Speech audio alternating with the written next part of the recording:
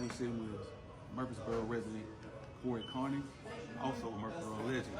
A legend. But yeah, a legend. A legend. But I'll let you introduce yourself and let people know what it is that you do for it. Yes, sir. Corey Carney, but a financial advisor, Principal Financial Group. And I'm loving Murfreesboro, man. Everything that's going on. Love what you're doing with the show and the interviewing and stuff. I say, hey, thank you. Let's do it. So that's tell the folks, man. How long have you been a financial advisor? That's a great question, man. I started straight out of college, went to Sanford. Football. Yeah. Man, football paved the way, man. I was going to ask you, man. I was thinking earlier, man. I wanted to ask you what drove you to the career to be a financial advisor. Yeah, that's a good question, man. I think a guy by the name of Oscar Gardner. You know that name? Wow. Yeah, Mr. Gardner. Mr. Gardner. Wow. Mr. Gardner. He was an announcer for our football games. Yeah. And I would always see him.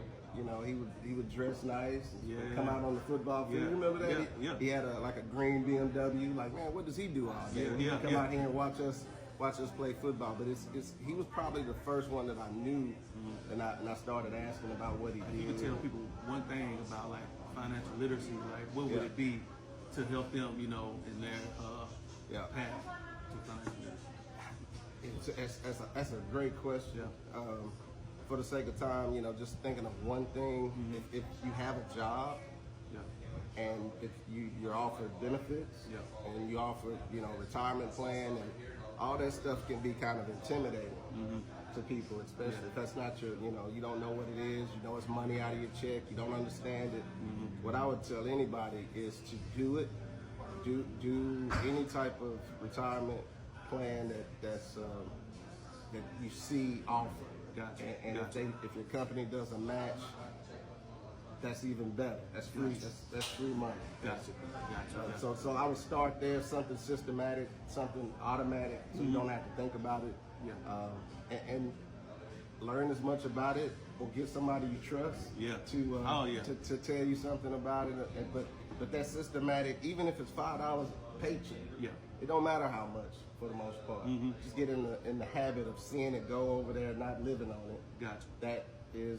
That's what I would say. So what you're saying is, like, even if it's just $5, you would tell them just $5. $5 every paycheck. Yeah.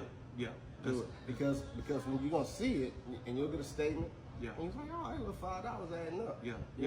And I made a couple of dollars in my investment. Of course. That's gonna entice you to learn more or do more, or increase it a little bit, and you see you don't necessarily miss the money. That's because one day, if you live and you keep doing it, or you go to another job and you do it, one day that little asset that started out as $5 a pay period might be the biggest asset you have, and then you're looking at it totally different. Then it's really important, and then it's so it's education. But it's also being receptive to that information. When we're young, a lot of times we're not really thinking like that. No.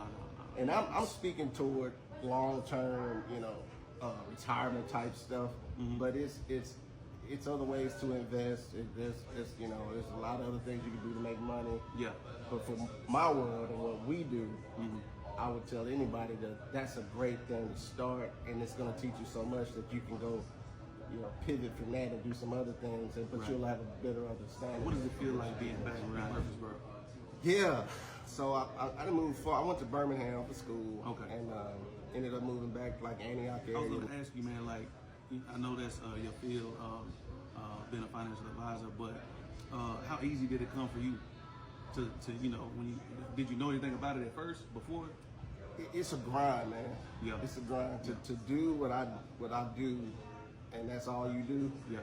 It takes some time to build that up, right? Of course. And so a lot of people like it and get into it. But the bad part is once they get into it, they find out how difficult it is to make money. You got to have a lot of yeses. You do. And you have to make a lot. It takes a lot of assets or a lot of other people's money for you to make enough money to do the things that you feel like you ought to be doing. At a certain age. So I can remember like, man, I only made blank this year, right? And I can remember like, I'm talented. I'm smart. I can do some things.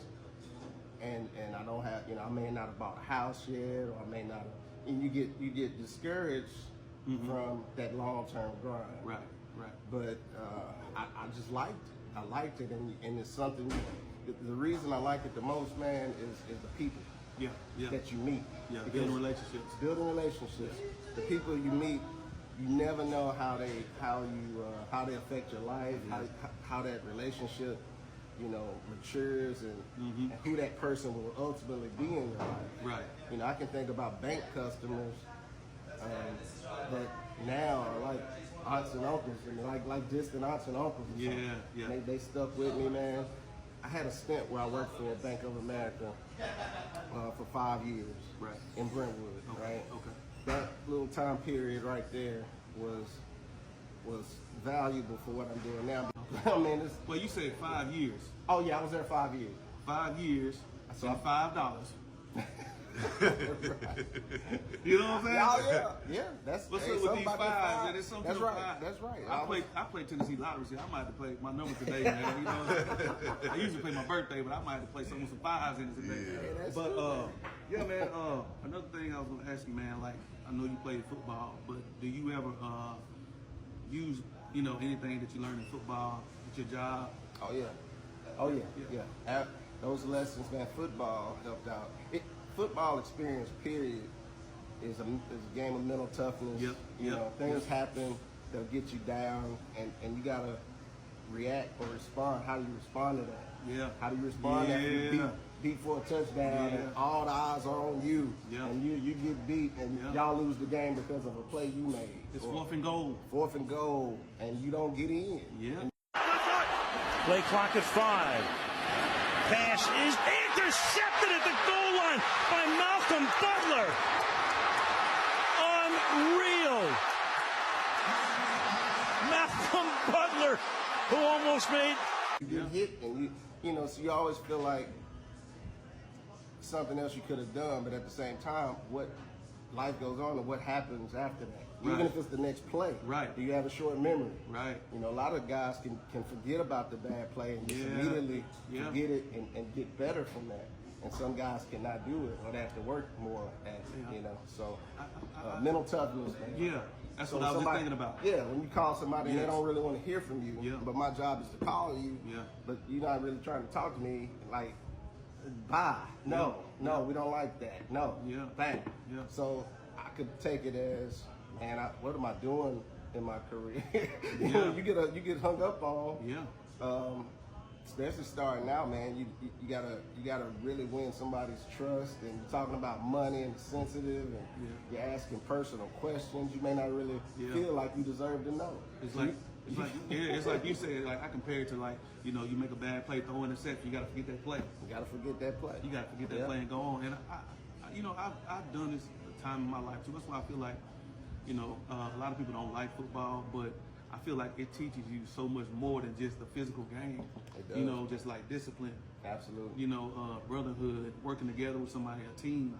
I remember Coach Pat Murphy at Central Middle School. He used to always say, "Come on, guys, this is a gut check." That's it. It's a gut check. It's a gut check. You know what I'm saying? When you down, you don't feel like doing something, you don't feel like doing another play. That's when you got to dig deeper. You got to dig deeper. It might be 90 degrees out, 95 degrees. You're at practice. You got to dig deep.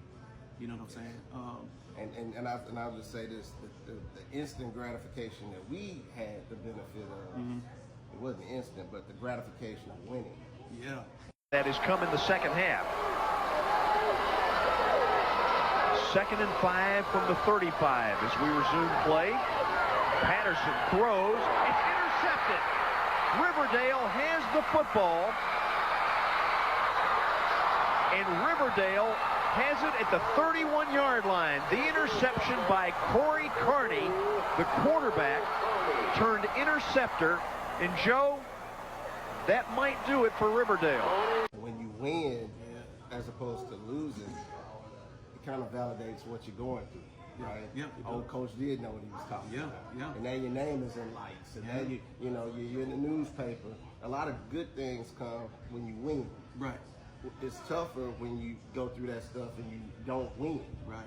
So that might not be your real time to win when you look back on it, but you learn from it. Exactly. And you may even have even more mental toughness than the person that won all the time. So it's, you know, it's a balancing act, man, but it all teaches lessons. Man, it all teaches lessons from the people, from the different kinds of relationships that you have to maneuver in the locker room. You know, you got the crazy dude, you got the fun guy, you got the friend, you got the person that you don't like. You got it all, and y'all in one place, and you gotta live through that and manage that.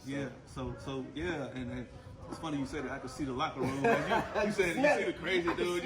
You can smell the rug, you can smell the funk in there, everything. Yeah, man. But you know, comparing, you know, football to being a financial advisor, is there any clients that you had that we might know about, anything? Yeah, I had a few notable people, man, that people know. I can't really just say. I didn't get their permission to disclose who they are, but who do they play for? Can you tell that? I've had guys that play for NFL franchises. Okay. I can't say. I don't know, because you get but that's not. I would say that those things have happened and they were cool. Yeah. But really, the majority of people, the reason I'm able to do this are the regular people, man. It's been the regular person that worked at the same place for 20, 40 years and accumulated a nest egg, and now they're looking to pivot and step back from work and okay, Corey, this is what I got. How can I manage this? You know, how much can I take from this each month and not run out of money? Right. Or okay, you know, we're looking at everything a person has from any Social Security decision to make. Do we take it now? Do we wait? Any other pensions? We're piecing income plans together. Basically, it's like you stepping away because you can't work 50 hours no more. Right. Now I just want to work 20. Yeah. Okay, but okay, I'm not gonna make as much money. Okay, how much of that money do we need to replace from what you normally make? Right. Oh, I'm not gonna have some of these expenses, so I won't need 100% replacement. But if I can get 70% of what I used to make, I could do well with that. Right. So that's on the front end while we're trying to coach people to save a certain rate. Yeah. And at a certain point, we're going to coach them to take out a certain rate. And we're going to piece other things together and get them to where they're almost home. And that's when you see people walking around here doing what they want to do. Man, that's awesome. And it's clockwork. That's a beautiful thing. That's the beautiful part when you see the plan come together. That's a beautiful thing. And if somebody out there wanted to reach you, yes, sir, or the company you work for, like who would they contact, and a number or anything? Yeah, absolutely. I'd say that the best way is just to send me an email, Carney, CARNEY .Corey, COREY @principal.com. PRINCIPAL. This is Corey Carney with Principal Financial Group, and this is Meye Interpretation.